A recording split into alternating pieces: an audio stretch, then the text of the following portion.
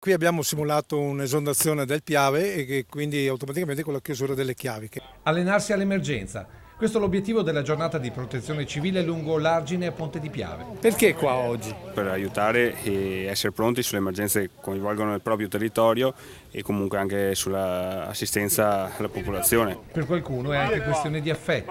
Far imparare qualcosa del volontariato. Ognuno ha il suo compito partendo dalle cucine. Portiamo il mantenimento per rinforzarli un po', se no cadono.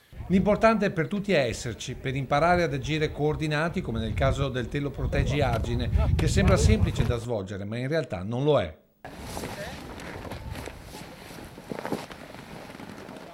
Per questo ci si allena sotto gli occhi dei professionisti dell'emergenza che alla fine danno i voti. Il motivo per cui noi siamo qui è per dare anche il nostro apporto, essendo poi dei professionisti, potendo valutare con un occhio un po' più critico alcune operazioni, soprattutto per la loro sicurezza. I sindaci, primi responsabili della protezione dei propri cittadini. È fondamentale, come è fondamentale la loro formazione, ed ecco perché questo è importante farlo soprattutto nell'area dove questo può accadere. A sostenere anche economicamente l'iniziativa è la provincia di Treviso. Noi abbiamo una grandissima fortuna che è il volontariato, quindi il nostro volontariato è la nostra risorsa e quella è la nostra benzina. Poi le strutture ci sono, bisognerebbe avere più risorse per la loro manutenzione. Una giornata intensa con relativa pagella.